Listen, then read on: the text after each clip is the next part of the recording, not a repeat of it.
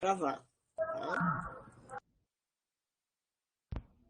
Bom dia a todos. Tá? Vamos ter mais um seminário do programa de pós-graduação em Bioquímica e do Departamento de Bioquímica. E é com muito prazer, satisfação, orgulho, amizade, qualquer coisa nesse sentido afetivo que vocês possam imaginar, eu quero apresentar, se é que é necessário, apresentar o professor Carlos Alexandre Neto, mais conhecido entre nós como professor Alex. Tanto a Fátima como eu convivemos com o Alex desde as priscas eras nossas no departamento e, de uma certa forma, é fácil apresentá-lo, mas também, por sua trajetória, difícil, porque se eu for comentar tudo o que tem no Lattes do Alex, ele não apresenta o seminário. Mas então, olha só, eu já disse Alex, não é a forma adequada nesse momento de estar apresentando o professor Carlos Alexandre, mas vamos lá. Então, o professor Carlos Alexandre se formou na nossa universidade no curso de medicina, mas antes eu acho que ele andou fazendo uns outros cursos por aí. Mas, então, se formou em medicina. Nesse meio tempo, então, ingressou no departamento de bioquímica como bolsista de iniciação. Depois fez o mestrado, o doutorado, também na época o mestrado foi no nosso programa, mas o doutorado foi o convênio que tínhamos com a Universidade Federal do Paraná. Depois ele foi fazer o seu pós-doc em Londres, né? Voltou, estabeleceu um grupo de pesquisa, foi chefe do departamento, foi diretor do Instituto de Ciências Básicas da Saúde, foi pró-reitor de pesquisa, de graduação, por duas oportunidades reitor. Né? Então, de uma forma muito querida, elemento do departamento de bioquímica, cresceu, germinou, vamos dizer assim, germinou, cresceu, frutificou com uma série de formação de profissionais e de recursos humanos junto ao programa de pós-graduação, tanto da bioquímica, da neurociências, da fisiologia. Né? Então, tem inúmeros trabalhos, é só vocês botarem no PubMed quantos trabalhos aparecem. E associado ao nome do professor Ivan Esquerdo, dá mais ou menos uns 10 ou 12% da sua produção científica. Portanto, o que o Alex vai contar para nós hoje é algo que nós, no Departamento de Bioquímica e no programa de pós-graduação em Bioquímica, vivemos, e ele, sobretudo, com a legítima acepção da palavra mestre. Então, ele vai contar para nós o que foi o legado, na realidade não foi, o que é o legado do professor Ivan Esquerdo. Alex, realmente, muito obrigado por estar aqui conosco e conversar com as pessoas que são jovens no nosso departamento, parte do que tu viveste junto com a inspiração do professor Esquerdo. Um abraço e muito obrigado. A palavra é toda tua. Muito obrigado, Verinha, pela apresentação. Né? Todo mundo pode notar que a Vera é minha amiga, né? Colega e amiga, porque só amigo para fazer uma apresentação dessas, né? Um tanto exacerbada. É uma grande satisfação aceitar esse convite, né, da Vera, da Fátima, do Guilherme, pela pós-graduação, para fazer esse seminário, contar um pouco do que foi uma parte da história, não é, da neurociência que o professor Izquierdo fez aqui, né, em Porto Alegre conosco, e especialmente uma parte da história na qual eu fui um dos participantes, não é, uma das pessoas que contribuiu e que se beneficiou, não é, da presença do professor Izquierdo aqui entre nós, né?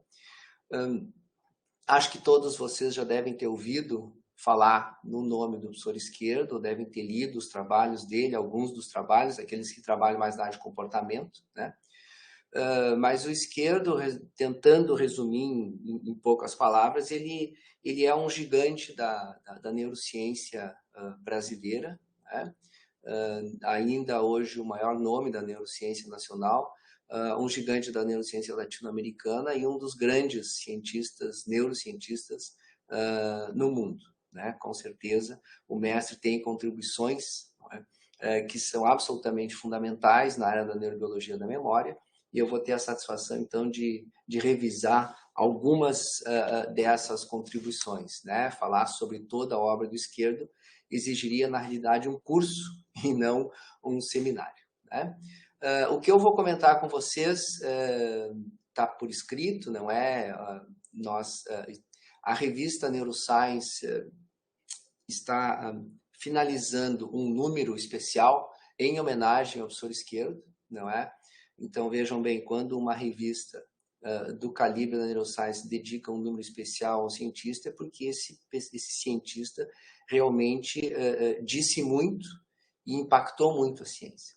Esse número especial deve estar quase pronto. Um dos editores, não é o professor Jorge Quilfeld, nosso colega, não é, do Departamento de Biofísica, que também foi aluno do professor Izquierdo, na época que eu e a Carla estávamos no laboratório dele, né? A Vera, a Fátima estavam em outros laboratórios, o Diogo também. E então saiu esse número especial e eu escrevi um artigo sobre o papel da beta-endorfina cerebral na modulação da memória, uma releitura, não é, do que foi feito à época, né, que corresponde aí mais ou menos ao meu período de mestrado e doutorado, né? Bom, vamos para as questões científicas primeiro. Memória e hipocampo, né? O hipocampo é um dos centros cerebrais importantes, né, para o armazenamento e a evocação da memória, uma estrutura bilateral, não é? Como aparece aqui.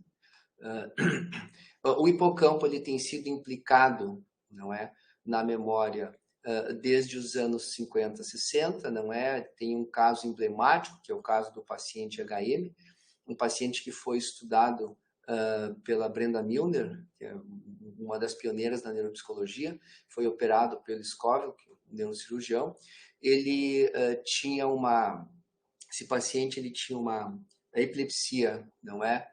De dificílimo tratamento. Na época também as estratégias terapêuticas não eram tão avançadas como hoje, e ele acabou sofrendo uma ablação bilateral do hipocampo, porque havia evidências, né, de que se o hipocampo fosse retirado, uma parte das convulsões poderia ser diminuída. E foi exatamente o que aconteceu, não é, com a ablação bilateral do hipocampo, né, com a ressecção quase que total do hipocampo de ambos os lados. Ele parou de convulsionar, só que desenvolveu uma amnésia anterógrada muito severa, né? Com essa amnésia anterógrada, a Brenda Milner, então, estudou o paciente por praticamente 40 anos, não é? Até a sua morte, e documentou exatamente quais eram os processos mnemônicos afetados. Obviamente, com isso vieram os estudos em roedores, não é? E um dos grandes teóricos, não é, e também experimentalistas nessa área foi o professor Jeffrey Gray. Inclusive na década de 80, no início da década de 80, ele publicou um livro sobre a neuropsicologia da ansiedade, em que o hipocampo é um dos grandes pontos, não é, um dos grandes focos dessa obra, que fala basicamente de ansiedade e memória. Não é? Bom, hipocampo, memória, opioides e memória. Né? Eu vou falar sobre a beta-endorfina, então tem que fazer uma brevíssima introdução sobre a questão dos opioides. Não é? A administração de opioides, basicamente, principalmente a morfina, que era o que se usava na época, não é? Causa amnésia em roedores de experimentação. Né? Por outro lado, o antagonista opioide, que é o naloxone, facilita a memória. Né? O professor Izquierdo tem trabalhos nessa área, né, já no ano de 1979. Com o tempo, não é, foi descoberto na década de 70 que neurônios produzem endorfinas e encefalinas pela sua ação, não é, sobre receptores cerebrais, ser semelhante à ação da morfina. Eles foram chamados de opioides endógenos, né? Obviamente, na sequência, os receptores opioides foram identificados em neurônios do sistema nervoso central.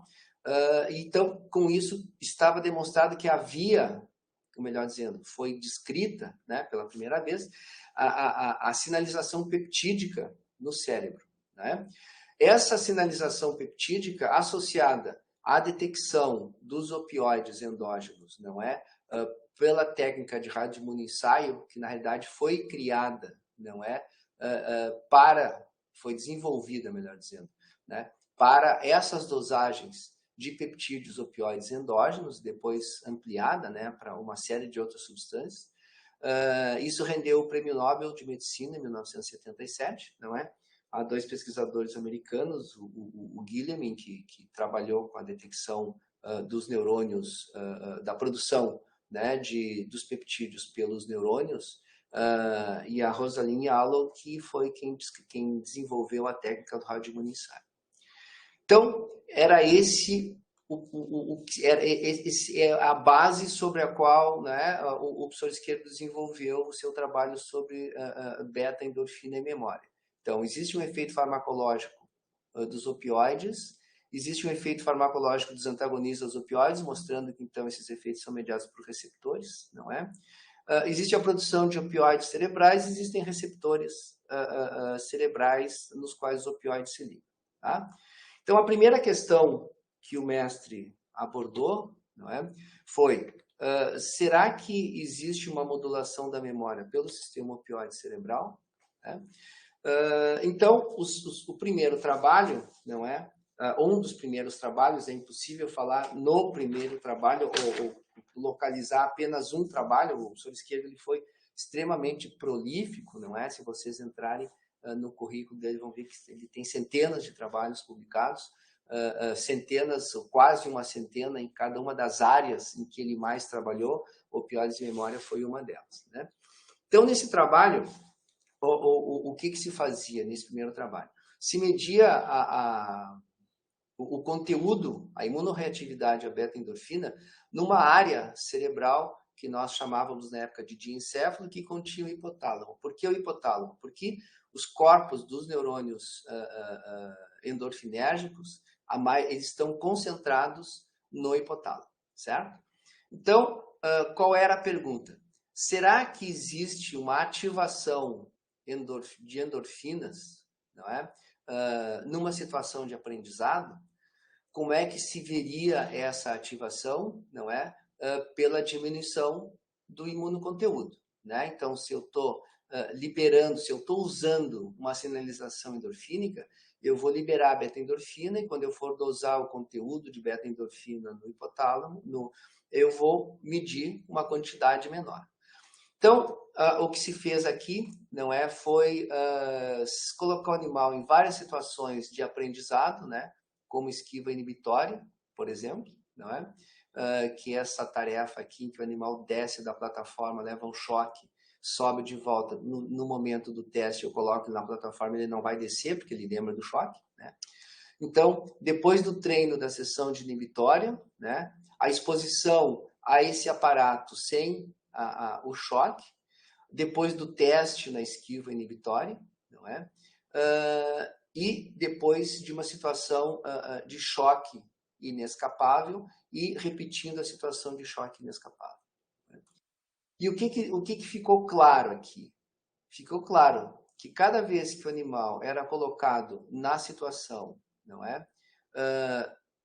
Pela primeira vez, isso causaria uma diminuição de imunoconteúdo.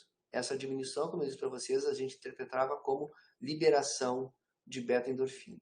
Quando colocava pela segunda vez o animal no mesmo ambiente ou na mesma situação, já não havia mais liberação de beta-endorfina. Não há uma correlação com a intensidade do choque, nem com o fato do choque ser inescapável, ou seja, o animal só leva choque e não tem a condição de aprender nada sobre aquilo. Então, o sistema beta-endorfínico parece ser ativado pela novidade, né? Ora, se o sistema beta-endorfínico é ativado pela novidade, e o que o hipocampo tem a ver com isso? Naquela época, já se discutia o papel do hipocampo como um comparador. Essa foi a teoria do Jeffrey Gray, que eu falei antes para vocês, não é? O Gray trabalhou num momento da sua vida com eletrofisiologia e existem vários ritmos cerebrais, não é? Um desses ritmos é chamado ritmo teta, não é? Que tem uma frequência específica. E se observou que toda vez que os animais, não é, eram colocados em ambientes novos e ficavam perscrutando o ambiente, ou seja, estudando o ambiente, no seu hipocampo havia os seus neurônios hipocampais disparavam numa frequência que foi denominada então de ritmo teta. Então, o hipocampo parece estar ligado com a detecção de novidade. O hipotálamo libera a beta-endorfina na novidade. Então, eu tenho aqui os núcleos hipotalâmicos, aqui embaixo, e aqui em cima eu tenho o hipocampo. Tá? Infelizmente, esse desenho é um desenho muito antigo, mas eu quis mostrar o original. Aqui está o hipocampo, tá? Me acreditem, por favor. Então, qual foi a segunda pergunta científica que nós colocamos aqui? Aqui nessa época, então, eu já era aluno de mestrado do Esquerdo, né? Tinha feito iniciação científica com ele desde o segundo ano da faculdade.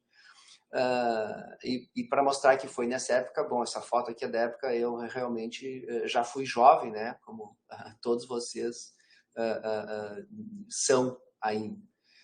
Então, o que nós pensamos? Vamos desconectar o hipocampo do hipotálamo e ver se isso de alguma maneira interfere sobre a liberação de beta-endorfina. É claro que o hipocampo não é o único núcleo, não é o único centro neural que projeta para o hipotálamo. Nós temos projeções que vêm do cérebro anterior, nós temos projeções que vêm do tronco cerebral para o hipotálamo. O hipotálamo ele é bastante, ele tem muitas conexões. Então nós fizemos através de lesões, não é? Neurais, lesões físicas, né? Nós interrompemos as vias.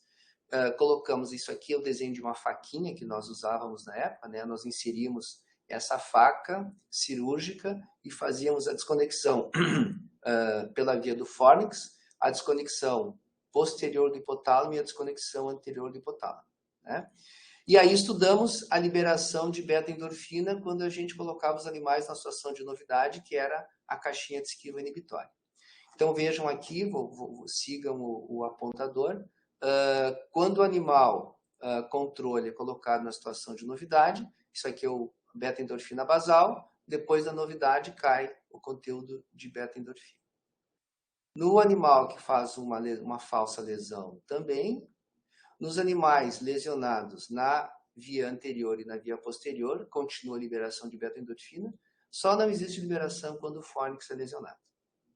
Tá? Bom, isso então confirma a teoria e dá um caráter funcional fisiológico a essa liberação de beta-endorfina. Tá? Avançando muitos passos aí, né? Porque, como eu disse, o mestre era muito prolífico e o grupo que nós tínhamos, éramos muitas pessoas trabalhando. O professor Esquerdo, que já tinha sido pioneiro, não é, na demonstração dos efeitos opioides da morfina, e foi o primeiro a criar uma teoria sobre esses efeitos da morfina sobre a memória, né? Resolveu partir por uma outra investigação, uma via dessa questão da novidade, que seria o papel da novidade sobre a evocação. Então, aí temos que colocar um conceito. Todos nós aprendemos determinadas informações e, no momento em que essa informação é necessária, nós evocamos a informação. Tá?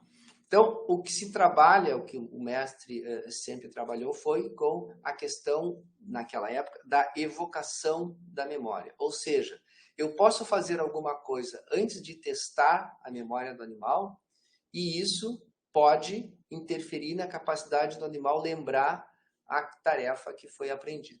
Tá?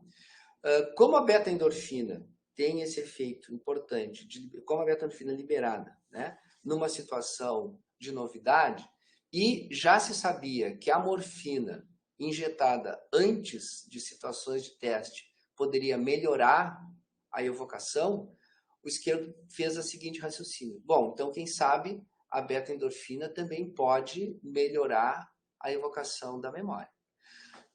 Por consequência, se a beta-endorfina melhora a evocação da memória, será que a exposição à novidade também não pode melhorar a evocação da memória? Esse trabalho aqui, então, é um trabalho clássico do Esquerdo e do Magot, que foi um dos grandes parceiros, não é, do mestre nessa área da neurobiologia da memória, demonstraram exatamente isso, né? Que se eu coloco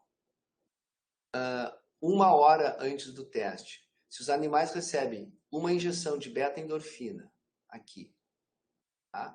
Ou são expostos a uma nova experiência, 1 hora antes do teste, eles têm uma grande facilitação da memória. Certo? Ou seja, a memória estava guardada lá, e se eu coloco novidade, ela é muito mais facilmente evocada. Eu meço isso como pela latência que o animal demora para descer da plataforma naquela esquiva inibitória. Tá? Será que esse efeito da experiência nova e da beta-endorfina são efeitos opioides? Muito fácil de testar. Injeta naloxone e o naloxone bloqueia o efeito facilitador da memória. Mesmo quando o naloxone é injetado 6 minutos antes do teste. Tá? Quando a evocação é feita pela injeção de beta-endorfina. Se eu tenho uma facilitação de evocação pela experiência nova, o naloxone aqui não tem efeito. Tá? Então, existe também um papel, né, do propranolol, que é um bloqueador beta-adrenérgico, que isso aponta então para o envolvimento da amígdala, né, nesse fenômeno, mas eu não vou entrar aí porque aí seria uma derivação meio forte. Tá? Bom, a evocação da memória, então, de esquiva inibitória, ela é uma evocação que depende de beta-endorfina, tá? Porque a beta-endorfina é liberada no momento da detecção de novidade. Será que esse efeito, não é, essa modulação opioide, existe em outras tarefas também? Na época se trabalhava muito isso, né? Porque como a esquiva inibitória é uma tarefa que é aprendida com base no estímulo aversivo, que é o choque, não é? É possível, né, pela beta-endorfina ser um opioide, está ligado à questão da dor, não é? Que houvesse aí algum sombreamento da questão analgésica com a questão cognitiva, isso pudesse estar atrapalhando. E nós demonstramos, então, num trabalho, não é, do grupo, que a beta-endorfina, ela também, não é, tem um efeito modulador sobre a memória em tarefas de habituação. Depois, habituação, que é habituação ao ambiente, que se mede, não é, pela quantidade de respostas de orientação que o animal faz numa caixa de campo aberto, por exemplo. Tá? Uma outra encefalina, no caso aqui a levoencefalina tem o mesmo efeito, o eletrochoque, que é um tratamento pós-treino que se usava bastante na época, né? Também causava amnésia, e todos esses efeitos eles eram bloqueados, não é? Mais ou menos pela injeção de naloxone. Então, parece que esse efeito da beta-endorfina, ele é um efeito, então, fisiológico, né? Porque a novidade faz os mesmos efeitos da administração de beta-endorfina ou de morfina ou de encefalinas, não é? E isso é generalizado não apenas para tarefas novas que envolvem choque, mas também para aquelas que não envolvem nenhum estímulo aversivo. Com isso, o mestre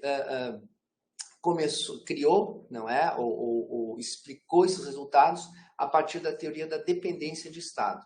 Ou seja, a novidade causa a liberação de beta-endorfina e esse estado neuroendócrino em que o cérebro se encontra quando está aprendendo a tarefa que liberou beta-endorfina, fica marcado na informação.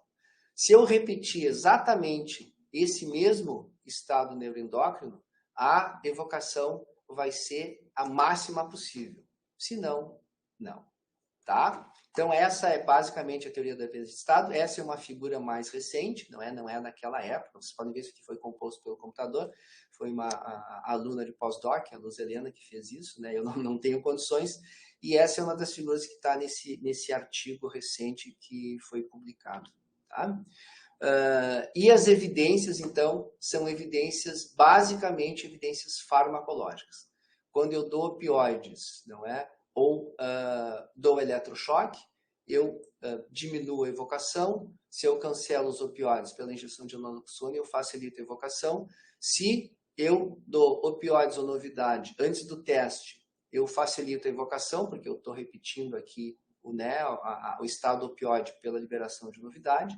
E se eu aumento, não é, os opioides endógenos através da injeção de opioides pós-treino e que são amnésicos, não é? E repito os opioides ou eletrochoque aqui, eu volto a ter uma evocação normal, ou seja, esta amnésia opioide, ela é reversível, ela é revertida, melhor dizendo, pelo tratamento opioide pré-teste. Isso não é apenas um efeito farmacológico, isso tem uma implicação muito grande, não é? Que é o de que essas amnésias aqui não são amnésias por apagamento da informação, e sim por indisponibilidade da evocação. Isso também é uma outra área com a qual nós trabalhamos bastante, né, na época que eu estava com o esquerdo, e deu, né, rendeu aí uma série de publicações e acabou tendo alguma aplicação também no entendimento da memória em humanos. Bom, depois do doutorado, né, eu fiz o mestrado, eu defendi em 84, o doutorado em 87, eu acho. Aí eu fui para um pós-doc em Londres e o mestre, então, nos visitou para nós irmos a um congresso, uma conferência de memória em Magdeburgo, em 1989. Eu estava em Londres e aí eu acabei apresentando lá no congresso algumas das coisas que eu tinha feito no doutorado, ainda que eram originais, não tinham sido publicadas, e o mestre foi para dar uma conferência. E foi muito interessante, né? Aqui a gente aproveitando a única semana de verão que nós tivemos em Londres naquele ano, que foi bem nessa época do evento, fomos para um parque lá passear, e aqui o esquerdo está parado em cima de onde era o muro de Berlim, né? Magdeburgo, na Alemanha Oriental, e a gente, na época, tinha que cruzar da Alemanha Ocidental para a Alemanha Oriental. Só que o muro caiu 3 semanas antes do evento, a gente tinha se inscrito, obviamente, 6 meses antes do evento, tínhamos feito toda a tramitação, pedimos visto para a Alemanha Oriental, não é? Era um visto demorado e caro, e 3 semanas antes caiu o muro, a gente não usou o visto, mas aí passamos lá no muro para documentar, não é? Aquele grande evento da geopolítica naquela época, não é? E o mestre fez essa foto aqui, parado em cima de onde era o muro de Berlim. Bom, a questão da novidade facilitando a evocação da memória seguiu sendo tema do mestre por algum tempo. O esquerdo ele acabou trabalhando depois dos anos, no início, a partir do início dos anos 90, muito forte, né? Com outras vias modulatórias, não apenas a via opioide, né? Trabalhou com benzodiazepínicos endógenos e depois começou a trabalhar bastante com memória de curta e de longa duração, onde ele fez toda a farmacologia, né? O grupo fez toda a farmacologia da memória de curta e de longa duração. Se fossem outras pessoas a fazer esse seminário aqui, eles contariam essa, né, a história que eles viveram com o esquerdo, que seria diferente dessa que eu estou contando um pouco para vocês, né? Mas isso porque a história do mestre realmente é muito ampla, por isso que eu digo que ele é um gigante da área da neurobiologia da memória, né? Da neurociência como um todo. Aqui, nesse trabalho do ano 2000, né, então, o esquerdo eventualmente revisitou a questão da novidade, né? Ele fazia a apresentação de novidade 1 hora antes do teste, como naqueles experimentos anteriores, e aí ele usou vários bloqueadores, não é, de cascatas celulares e bloqueadores de receptores, no caso aqui de receptores glutamatérgicos, e viu que todos esses bloqueadores eram importantes para o efeito da novidade. Então ele começou a fazer uma farmacologia, não é, do efeito facilitador da novidade sobre a memória, que é uma aplicação do ano 2000. Eu acho que foi uma das últimas que ele fez, não é? Antes de se mudar para a PUC, não é? O esquerdo se aposentou, acho que foi justamente no ano 2000, no ano 99, e aí assumiu o cargo de professor lá na PUC. Ele aposentou aqui por conta da reforma da Previdência, né? Daquela época, na verdade um pouco antes até da reforma, porque havia um receio muito grande que os professores perderiam direitos, não é? Principalmente o direito da aposentadoria integral. E então aí o esquerdo fechou, né? Terminou a sua história aqui no nosso departamento e se mudou para a PUC, não é? Foi convidado e aí construiu todo um laboratório novo lá, que permanece até hoje, não é? Com as pessoas que seguem o seu trabalho. Criou um centro de memória lá na Pontifícia Universidade Católica também, e eu vou talvez comentar um pouco os experimentos daquela época. Tá? Aqui, um resultado interessante, a gente sempre trabalhou com memória pré-teste, novidade pré-teste. Mas a novidade pós-treino também pode interferir na memória. E essa novidade pós-treino, ela pode, inclusive, ser prejudicial. Aqui, nesse trabalho, que é um trabalho que o esquerdo fez, eu acho que com a participação da Nádia Schroeder, que é a professora do Departamento de Fisiologia hoje, né, nossa colega, que trabalhou na PUC como mestre também, eles demonstram que a novidade, 1 hora após o treino, diminui muito a evocação da memória, que é a evocação normal, e aqui essa novidade 1 hora após treino. Isso remete a um trabalho antigo que nós tínhamos feito, não é? Na época do mestrado ainda, de tarefas interferentes. Na realidade, as informações que o cérebro adquire, elas podem interferir com informações recentemente adquiridas, né? Então, faz diferença eu treinar o animal primeiro em esquiva inibitória, por exemplo, e depois em campo aberto. Isso é diferente do que treinar primeiro no campo aberto e depois da esquiva inibitória. Depende qual é a tarefa que eu quero avaliar melhor ou avaliar mais. Faz muita diferença a ordem na qual se aprende, se coloca o animal para aprender. Isso provavelmente tem a ver com as condições neuromorais, né, especialmente o estresse que a tarefa pode causar. Nesse caso aqui, a exposição à novidade era um campo aberto e a tarefa era a tarefa de esquiva inibitória, não é? Isso demonstrou que pode ter esse efeito prejudicial, não é? Sobre a memória de esquiva inibitória, e esse efeito é mediado por receptores NMDA no hipocampo, não é? Mostrando aí sempre a centralidade do hipocampo nos efeitos da novidade, né? E para comentar, não é, artigos bem mais recentes daí, né? Artigos já dos anos desse século, não é, 2015, 2016, com o seu grupo na PUC, não é, o mestre então desenvolveu esse modelo, não é, de extinção do medo, né? Isso merece aqui um comentário um pouco mais demorado, não é? Os animais aprendem, por exemplo, que se descer da plataforma tem choque, tá? Quando eu coloco ele de novo na plataforma, ele não vai descer porque ele lembra do choque, né? mas eu posso extinguir essa memória. O que significa isso? Eu posso interferir com essa informação de que aqui embaixo tem choque. De que maneira? Colocando ele na caixinha, né? Na plataforma, em algum momento ele vai descer, e se ele descer, ele não leva choque. Aí ele vai ficar com as duas informações, né? Tem o estímulo aversivo, não tem mais o estímulo aversivo. Quando eu colocar de novo aqui, ele vai descer rapidamente. Então, ele reaprendeu, né? Ou, melhor dizendo, ele desaprendeu o estímulo condicionado, né? Ele apagou essa memória aversiva. Podem pensar, vamos, que loucura é essa? Por que ensinar e desensinar? Vamos lembrar, não é, que isso acontece todos os dias, né? Ou acontece com frequência, né? Em seres humanos nós aprendemos coisas e depois desaprendemos, não é? Não necessariamente na questão cognitiva, mas nós vivemos situações estressantes que nos deixam marcas e, eventualmente, a lembrança dessa situação estressante nos faz viver de novo o estresse.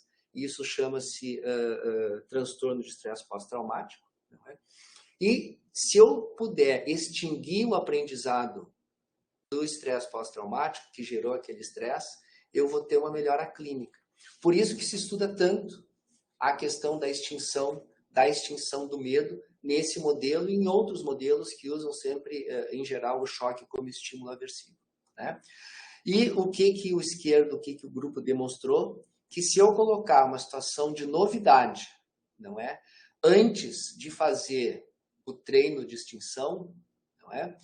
Eu vou facilitar a extinção vai acontecer mais rapidamente, tá? Então, se eu conseguir misturar novidade com extinção, tarefas de extinção, eu vou ter aí um bom potencial de translação desses resultados para o tratamento do transtorno do estresse pós-traumático.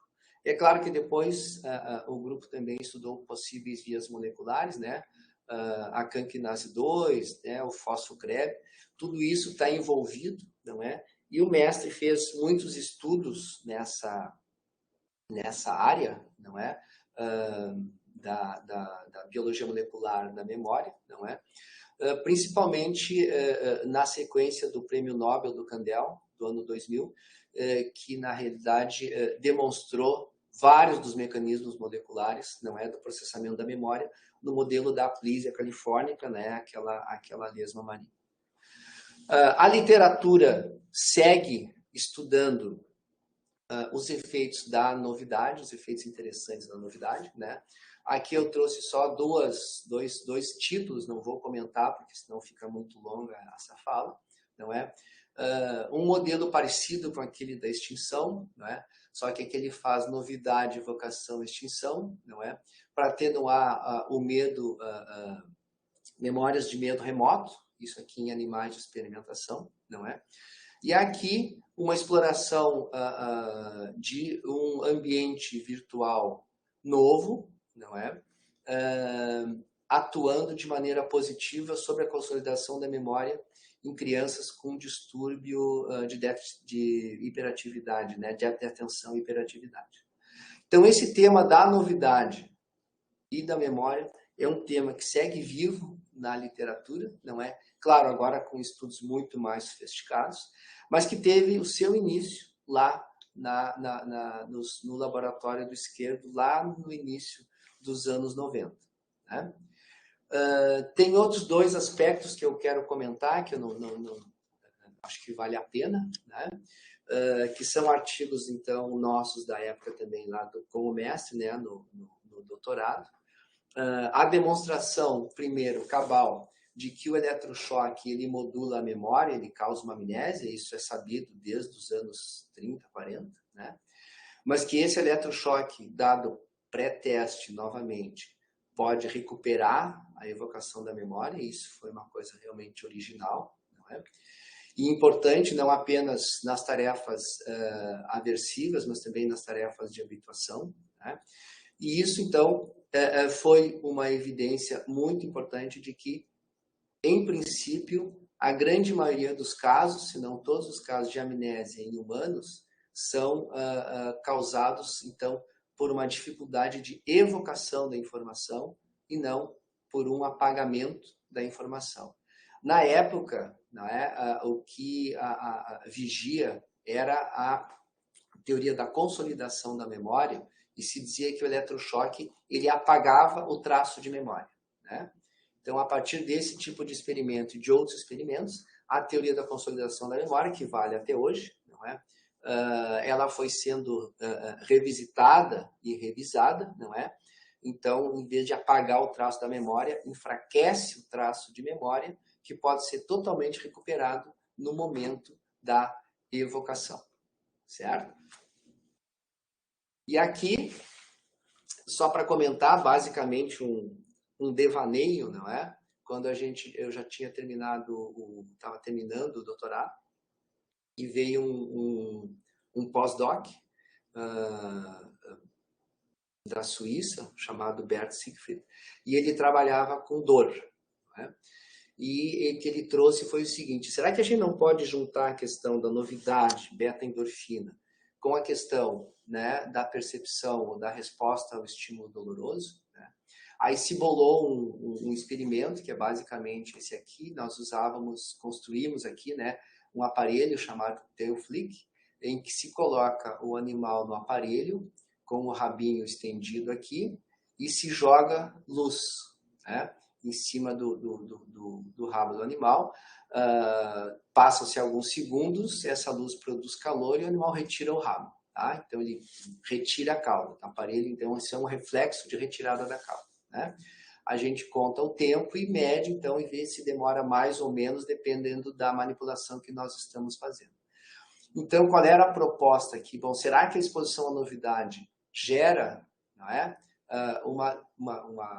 pela liberação de beta-endorfina, não é, e de outros opioides, que eventualmente podem chegar até a medula, pode gerar, não é, uma diminuição do reflexo retirado da cauda? E a resposta foi sim, né? Se demonstrou que sempre que nós colocávamos animais numa situação de novidade, aumentava muito o tempo em que ele demorava para retirar a cauda quando se ligava a luz. E depois, num outro experimento, se demonstrou que esse efeito é um efeito opioide, né?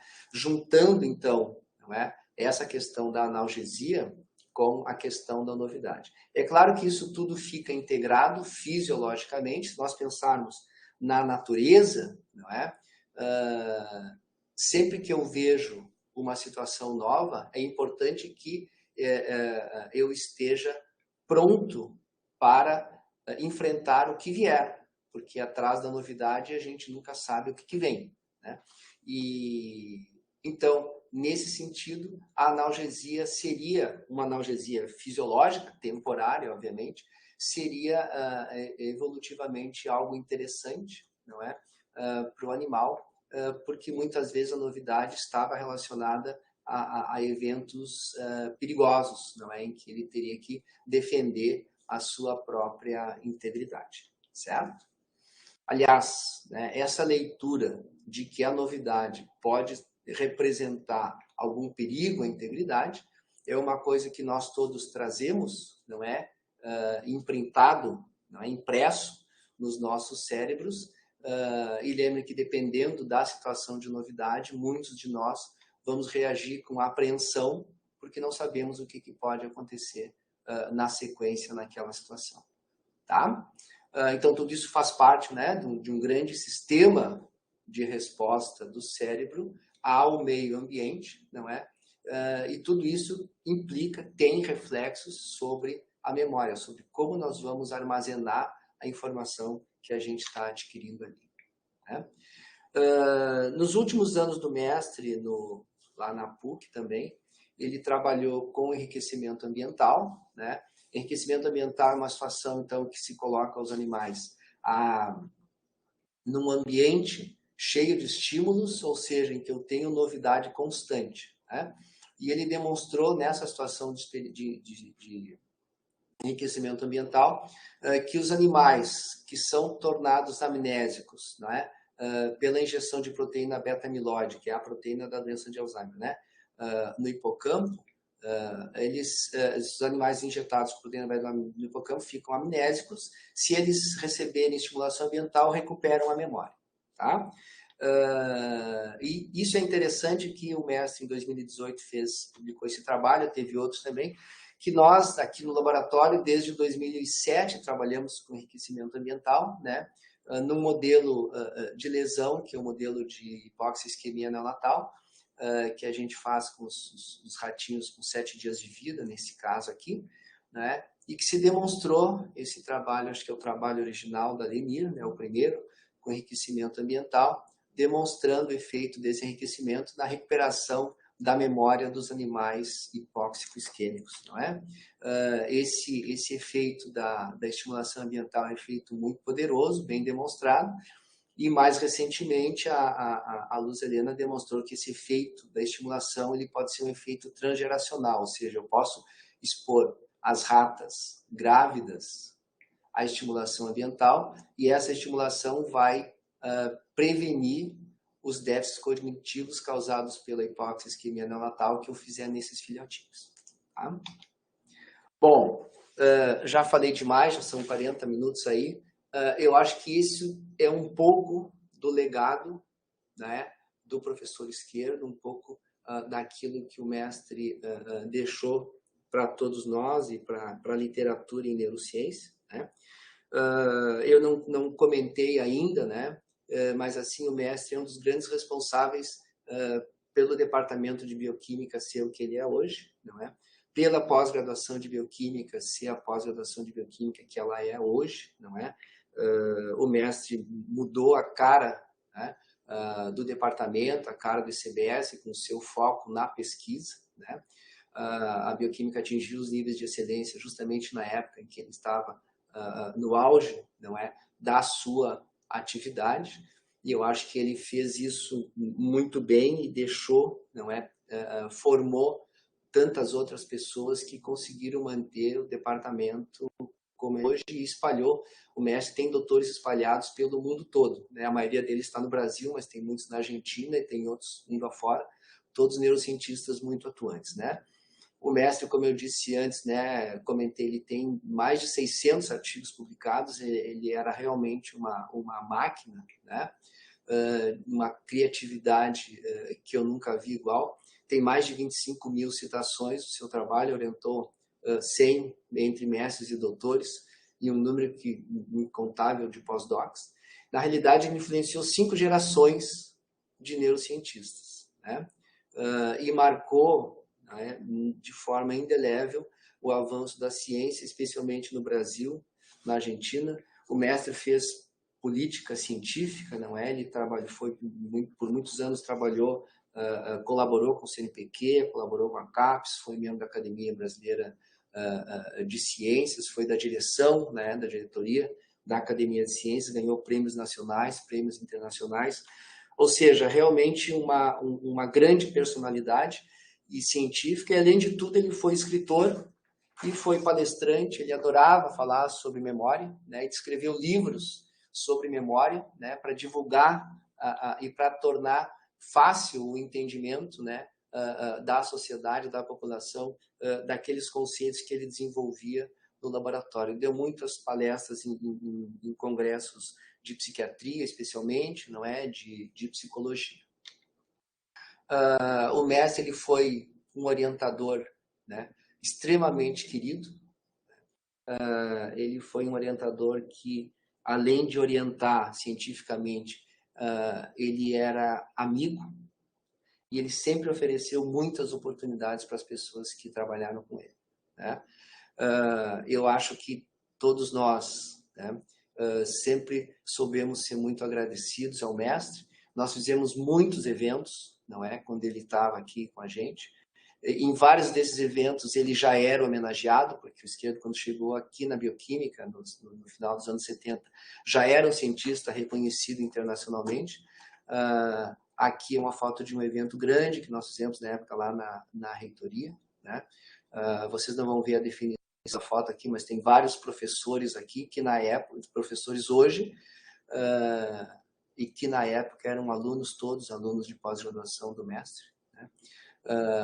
Aqui em cima uma foto do meu doutorado, aqui uma das festas do grupo, né? E nós tivemos a oportunidade também sempre de agradecer ao mestre por tudo que ele fez pela gente.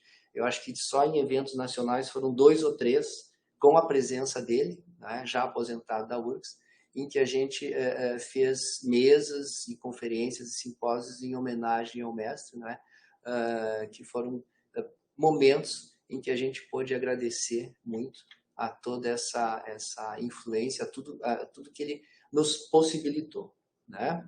O mestre partiu, não é? Faz pouco mais de um ano agora, né?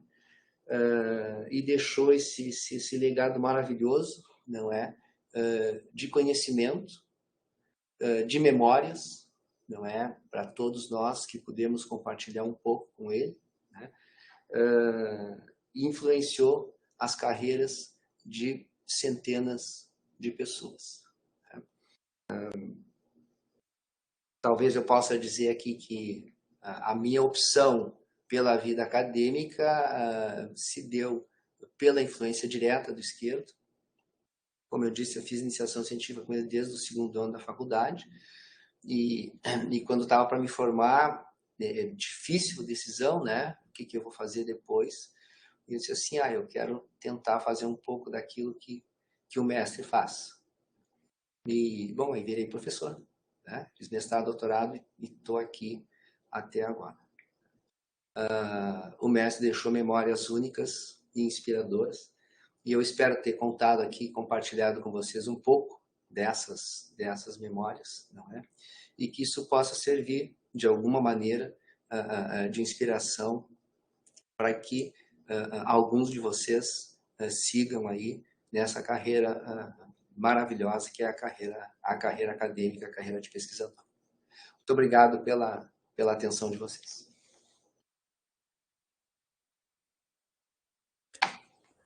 Alex, muito obrigado.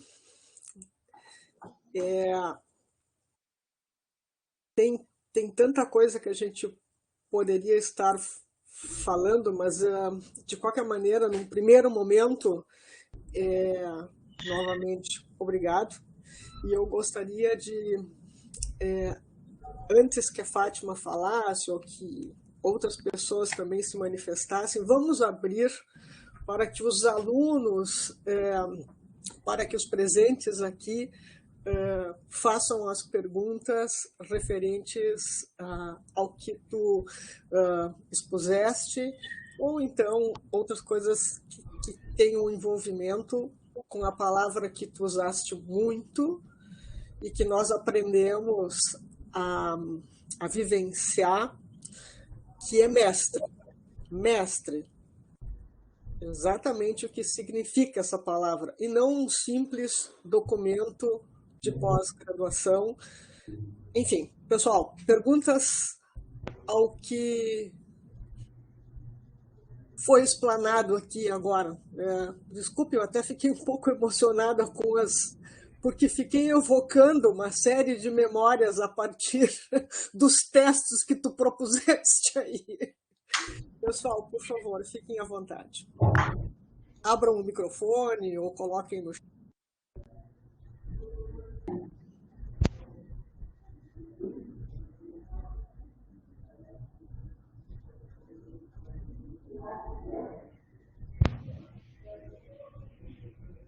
Bom, aqui no chat, né, tem a Ângela, né, agradecendo para o Alex, falando da excelente palestra, o Guilherme também, né, vamos pessoal, se animem.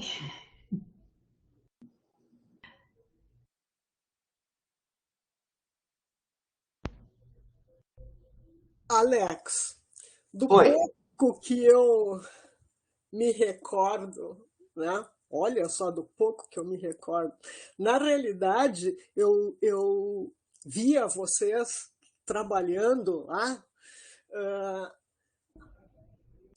sem usar as filmadoras, sem usar os softwares atuais que o pessoal hoje utiliza para obter os dados em relação a comportamento, em relação a testes de memória.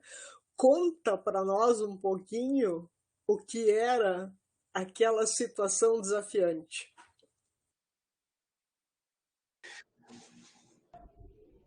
Acho que falhou ali o áudio da Vera, mas eu entendi a pergunta.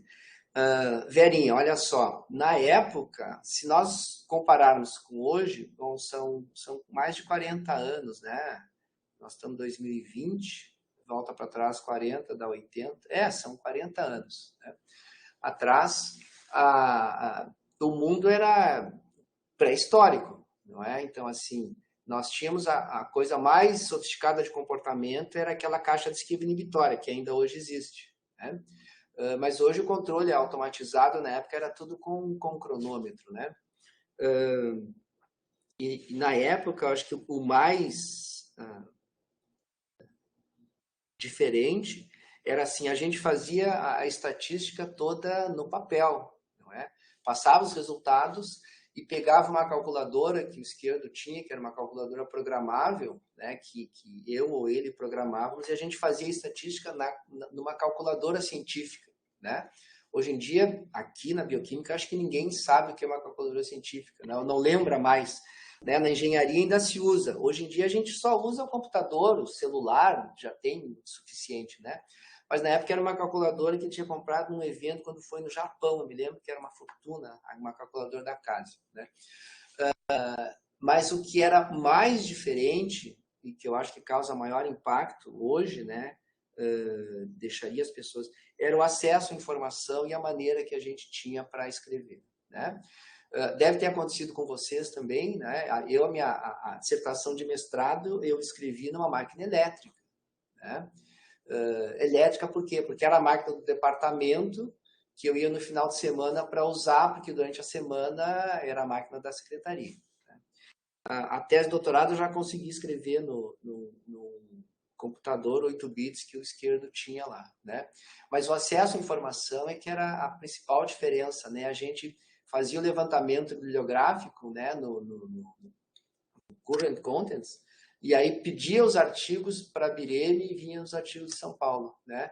E hoje em dia a gente pede uma revisão, não é? Para o pessoal fazer e, bom, em questão de 2, 3, 4 horas, tem a lista toda e daqui a pouco, depois de uma semana, já leu metade do que tinha que ler, do que precisava ler e não imprimiu nada, nem gastou papel. A gente, na época, demorava, às vezes, 3, 4 meses para chegar ao artigo.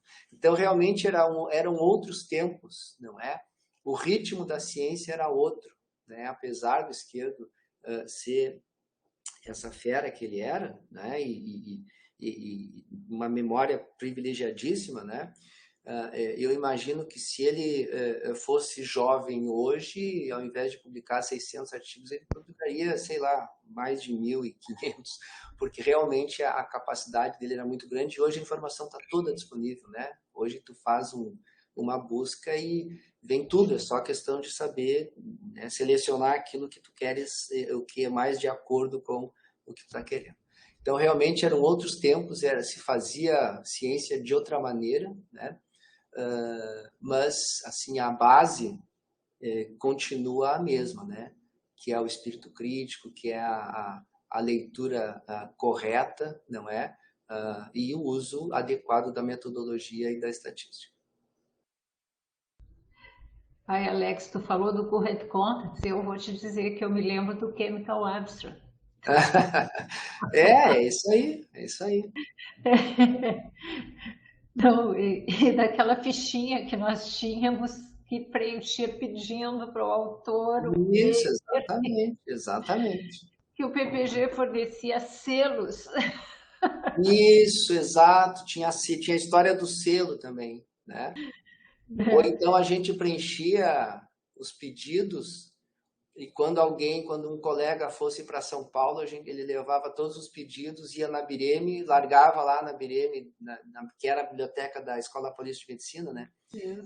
A biblioteca regional da América Latina lá. e largava lá os pedidos e depois voltava no dia seguinte ou voltava no outro turno para buscar, né, os artigos copiados, né? Realmente era outro momento. Era outro mundo.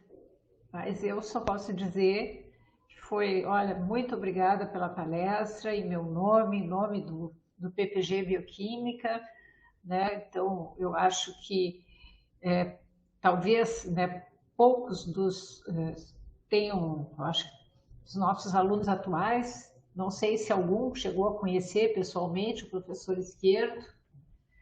Eu nunca trabalhei com ele, mas foi para mim uma pessoa impactante, né? A chegada, eu me lembro claramente a chegada dele, né, quando ele no departamento, e as mudanças, essas que tu falou, na nossa maneira de ser ou de encarar, né, como fazer ciência. Então, eu acho que essa importância toda, né, e principalmente para a nossa história, a quantidade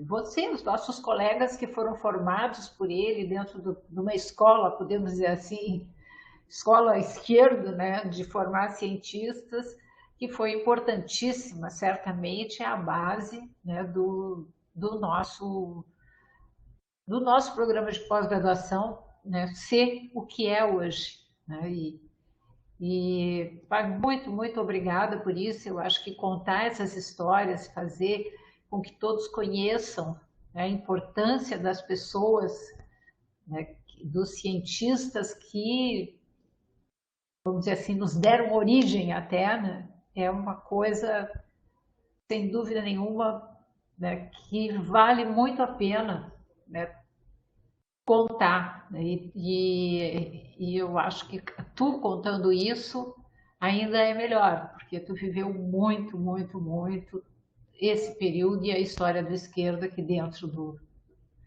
nosso departamento, da nossa universidade. Muito obrigada. Eu que agradeço, Fátima, essa oportunidade, não é? E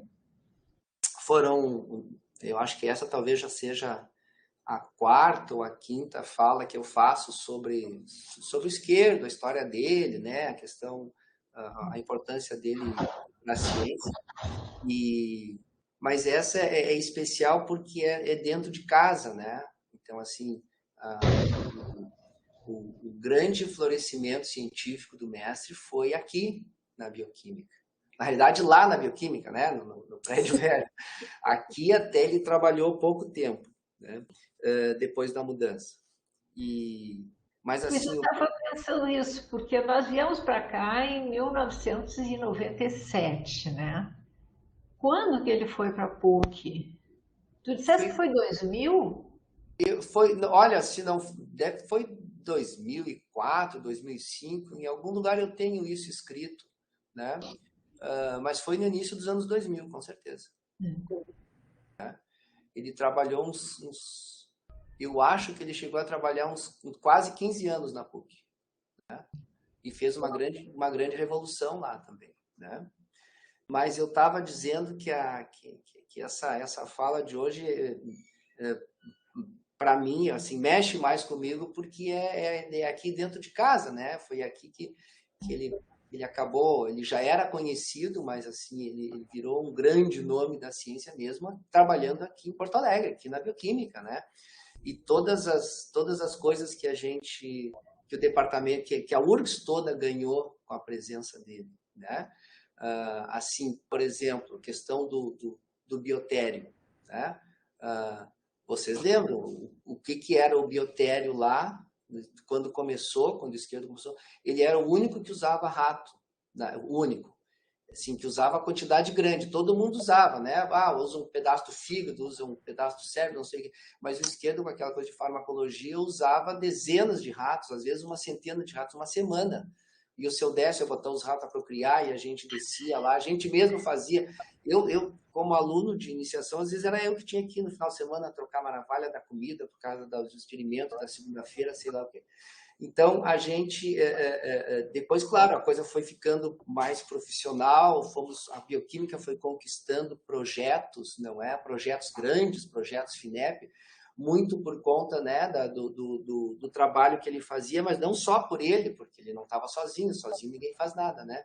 Então, era o grupo dele, mais o grupo do Dick, e aí as coisas foram se encaminhando, o grupo do Clóvis, não é? E então aí as coisas foram se caminhando, o departamento foi crescendo tudo junto. Então assim, eu acho que eu vi que o esquerdo foi um dos pilares do crescimento do departamento, né? Foi um desses pilares e da pós-graduação, por consequência, né? Eu lembro até hoje, né, de umas conversas, das conversas que a gente tinha com o pessoal lá da Federal do Paraná, né? Onde a gente fez o doutorado, né? Acho que nós três fizemos na época do convênio lá, né? Com o Paraná, porque aqui nós não tínhamos o que se chamava na época de massa crítica, né? E aí, numa das primeiras avaliações, quando houve mudança de conceito para número, né? Que a bioquímica já começou com o conceito 7, o pessoal do Paraná às vezes nos encontrava e dizia assim, pois é, o pessoal da bioquímica de Porto Alegre aqui, né? Pô, nasceram lá junto com a gente, né? E agora eles são conceito 7, né? Mas também eles têm lá um esquerdo, né? E então eu sempre lembro dessas histórias de uma maneira até carinhosa, eles falavam isso, né?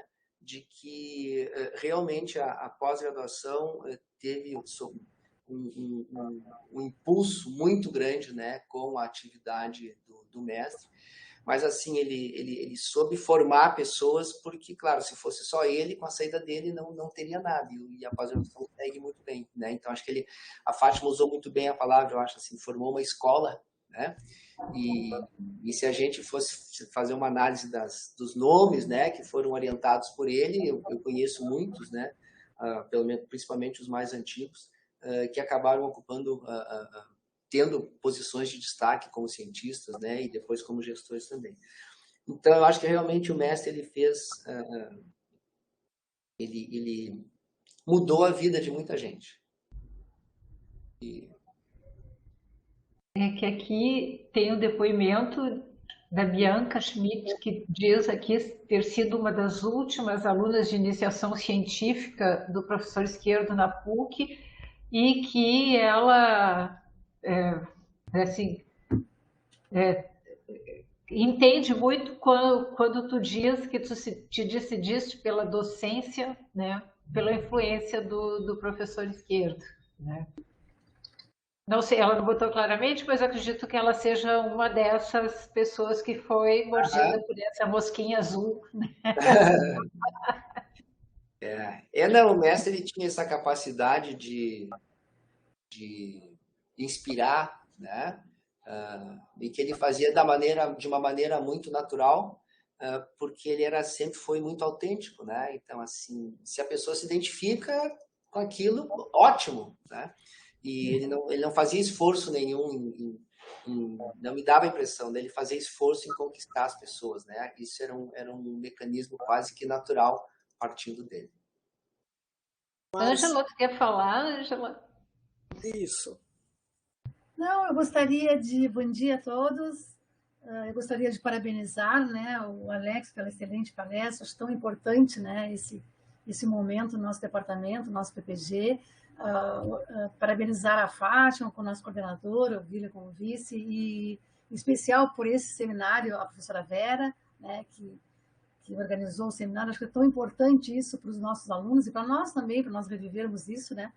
E também para os alunos, para conhecerem um pouco da história. Eu acho que é tão importante isso, né? Parece que as coisas estão prontas, as coisas não estão prontas, né? Sempre tem pessoas que prepararam tudo para a gente. O professor Esquerdo foi muito importante nisso.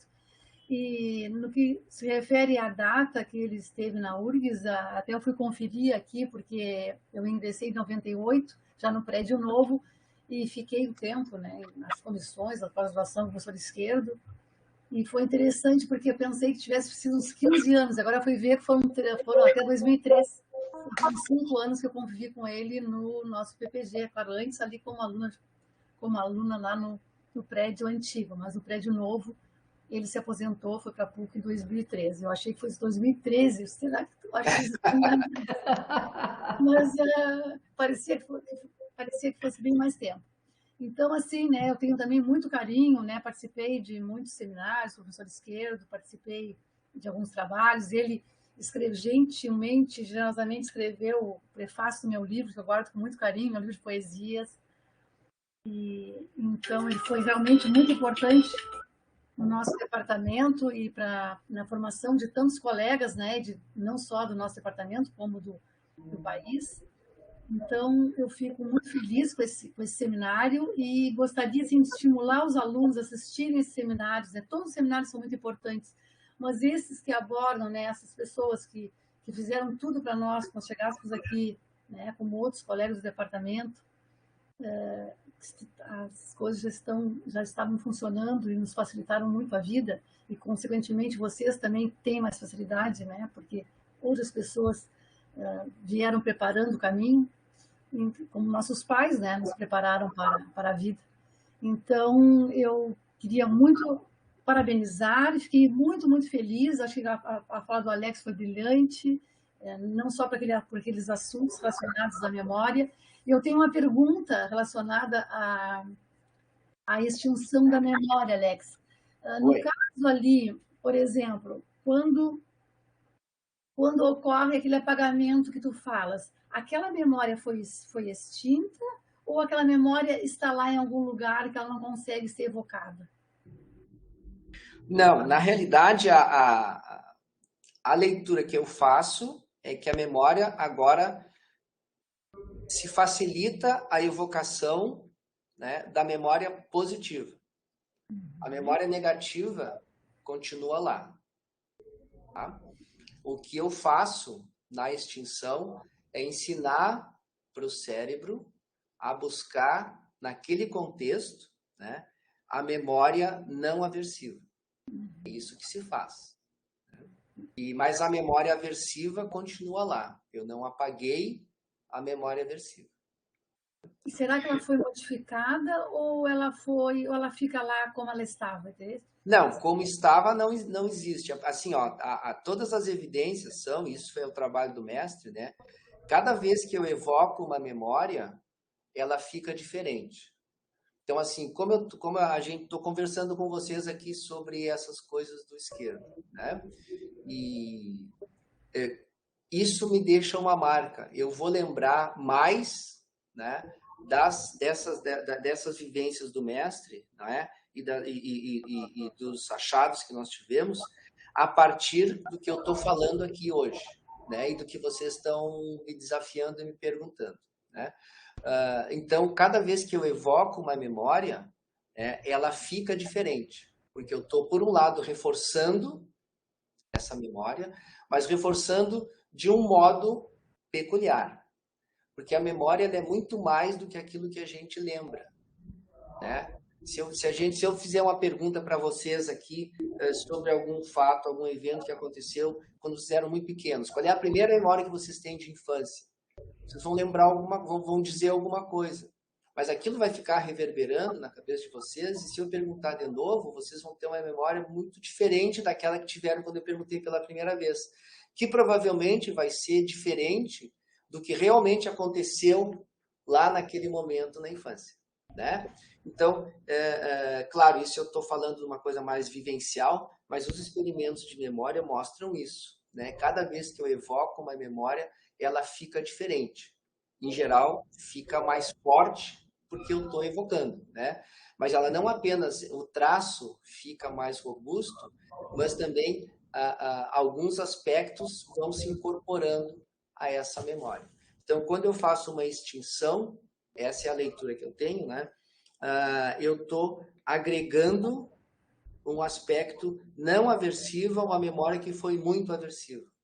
E se eu faço isso, se eu tenho sucesso, o paciente do estresse pós-traumático passa a ter menos sintomas, ou deixa de ter sintomas, que no fim é o que eu quero. Porque assim, o objetivo do tratamento não é apagar a memória do paciente, mas é que ele não tenha a reação que é deletéria para o comportamento dele quando lembra daquilo que aconteceu. Porque o que aconteceu, aconteceu, não vai ser apagado.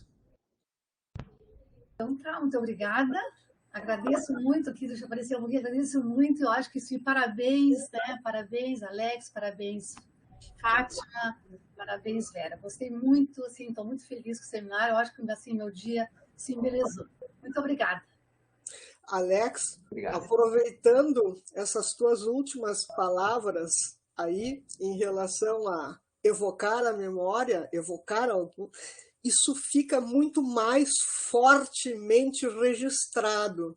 Então, o que tu falaste aqui sobre o legado do professor Esquerdo, a presença dele aqui permitiu que outros pilares aqui chegassem, né? Como, por exemplo, o professor Rotnight, como, por exemplo, a Helena. Né? Então, essas pessoas que, de uma forma que cada um tinha de trabalhar e de formar pessoas, permitiram que o nosso programa de pós-graduação, o nosso departamento, chegassem ao ponto onde chegou. Mas para que isso acontecesse, tínhamos por trás professor Dick, professor Renato, professor Clóvis, que por sua vez geraram professor Moacir, professor Guilherme e outros mais, professora Ângela e outros mais. Né? Então, se o pessoal de hoje tem uma certa facilidade, pensam que não tem, uma certa facilidade para trabalhar, tem todo um esforço e um sacrifício de uma família chamada Departamento de Bioquímica e Programa de Pós-Graduação em Bioquímica. Não dá para chamar todo mundo. Tem Açúcar, tem a Beth, tem um monte de gente, tem o Sarkis, tem um monte de gente. Mas, enfim, Alex, valeu. Muito obrigado.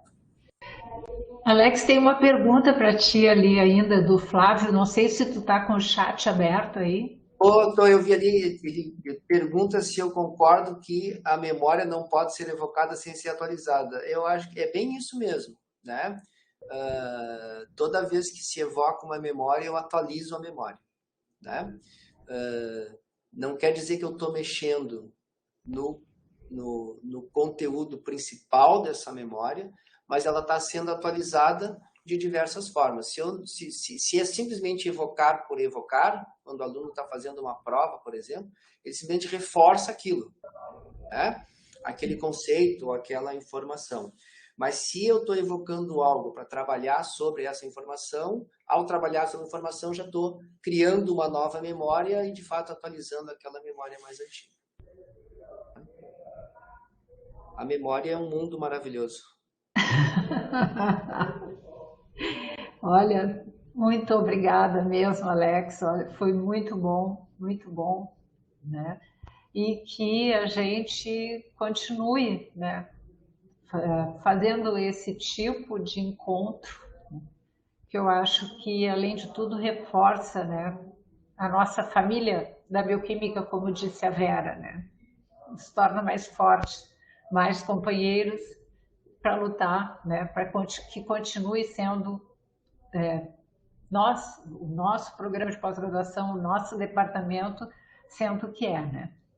É isso aí. Que nós queremos. Que assim seja. Um abraço, Alex. Um abraço a todos. Muito obrigada.